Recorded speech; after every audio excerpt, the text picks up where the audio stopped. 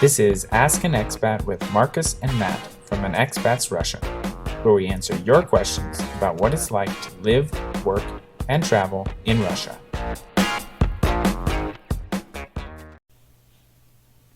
Hey everyone, in this episode we're going to talk about the sounds in the Russian language and how Matt and I tackled them.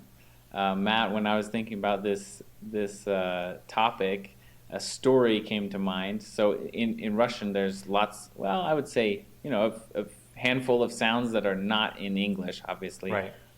Well, I think the hardest thing is that some of the sounds that are in English, they're slightly different, and you have to get used to that. But go ahead. Let's start your story.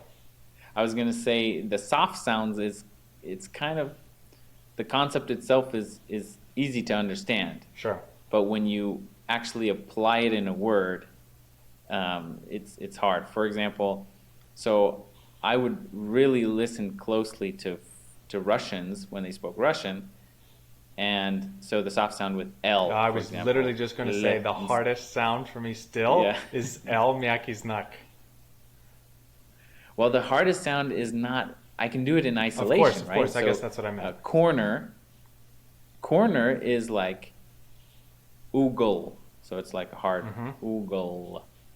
And then coal, like when you go, Ugel. barbecuing, ugal. Right. And so I could do that fine, but when it came to, I just remember when I was in Russia, I kept, this guy's name was Valeri, but I would say Valeri. So I was focusing on the R the whole time, like Valeri. And I was like, I got the R. And then like 3 months after, I met him, he's like, why can't you say my name right? I was saying, Valeri. And he said, no, Valeri. Like I kept missing the soft L in the middle because I was focused on rolling the R at the end. Right. So I would say the soft sound, number one, you just have to listen really closely to Russians. Right. But, Valeri, I kept saying Valeri. Right. And, so as long as you, listen carefully, you can see, notice the difference. Well, I guess. What about your soft sound? Well, for me, like I said, one of the hardest sounds to do right in the middle of a word is the L, myaky znak, right? But I think one of the strategies that I've mentioned in the last video about learning the cases is that you just associate each preposition with a case.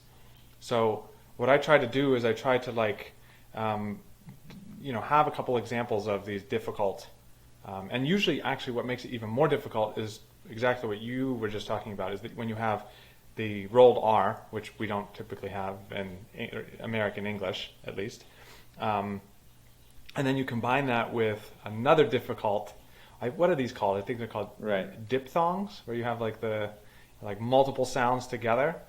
That's where it gets really difficult, right? Because as you mentioned, in isolation, any of these sounds, I mean, they're not difficult per se, but it's even the that a lot of foreigners struggle with.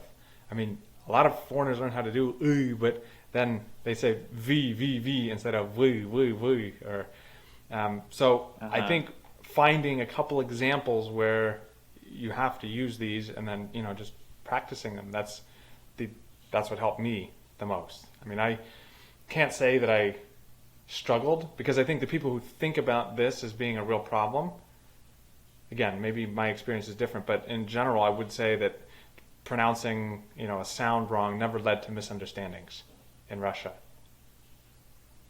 As long as you get the cases right, especially, right? If you have the cases right, for example, one word that's hard for me to say, even still, is when you interchange "y" and "e." Right. Well, that's so what when I was you're saying. saying. For example,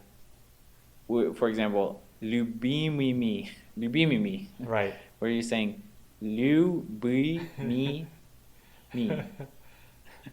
Well, what about because if you're trying to say it fast. One of the biggest differences if you switch "e" and "y" is "pitatsa," which is like to attempt something, or "pitatsa." Yeah. I mean, two completely different meanings. Питаться, пытаться. Yeah. So, Right. oh, So as long as, again, you have to understand that saying, it's important to get those sounds down because they change the meaning. right. Right? I and E can change the meaning and in a lot of ways be completely different when you're trying to say something. But the other sounds are still obscure to me. I can do them with, when I really focus, or the sh and she. Yep. So, Well, I guess before we end here, I think we could go on about this forever.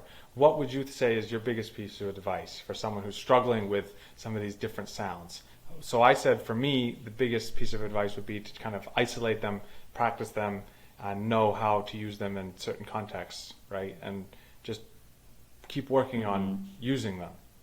What about you? I mean, what would you advise people to do if they're struggling or even being misunderstood because they're not getting the sound right?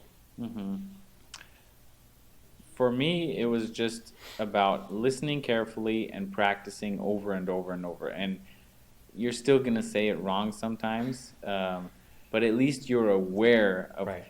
I say a lot of things still. I'll say, I'll be speaking Russian to my wife or, family members, so my in-laws or something, or friends, and I'll say something and be like, oh, that's wrong. Right. I can hear myself say it. But a lot of people don't listen enough to even know that they're saying it wrong when they do. So that's good. I think awareness, So- then, right, is...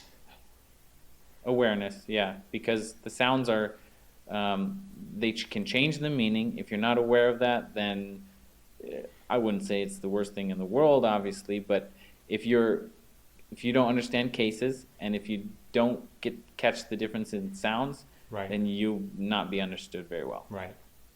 All right. Well, with that, So- I hope we helped somebody. Let us know in the comments.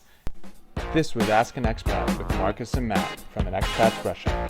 We hope you enjoyed the video, and if you have a question about Russia, let us know in the comments. We'll answer it in the video.